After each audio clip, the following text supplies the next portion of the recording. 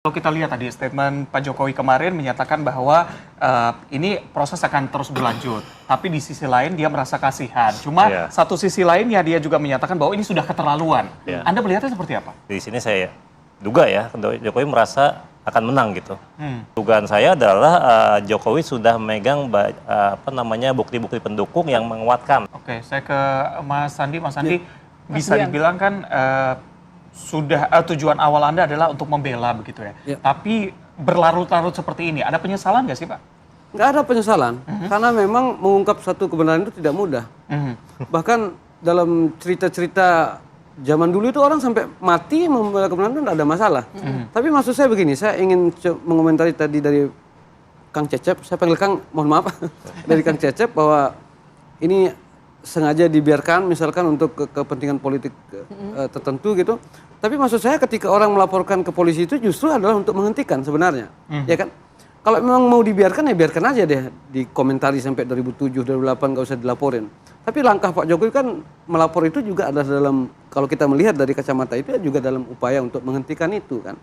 Tetapi ini satu hal lagi yang ingin saya sampaikan tadi bahwa Pak Jokowi itu sepanjang yang dikritik personalnya dari rekod kita terhadap beliau itu sepanjang berapa tahun beliau sebagai pejabat publik tidak pernah melaporkan orang, kecuali dia sudah mulai merembet ke orang-orang terdekat beliau gitu. Bambang Tri itu membuat buku dulu, misalkan kita flashback ini ke 2016, itu kan soal silsilah keluarga orang diungkap-ungkap. Anak PKI lah, orang tuanya bukan inilah, ibunya bukan inilah, artinya udah mulai merembet ke yang lain kan. Nah makanya langsung bertindak. Nah kemarin persoalan ijazah ini, kan kita tidak bisa melihat persoalan ijazah ini berdiri sendiri. Tetapi dalam perkembangannya kan dia merempet kemana-mana. Misal contoh satu foto.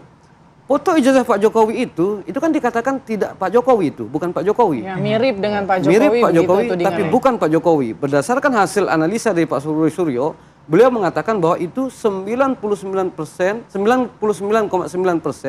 adalah Dumatno Budiotomo. Kan itu katanya. Nah, sayangnya foto yang ada di ijazah itu adalah foto buku nikah. Ya kan begitu. Artinya ini sudah masuk ke persoalan-persoalan lain seperti soal pernikahan beliau dengan Ibu Riana. Ya kan tentu pasti akan beda cerita gitu loh.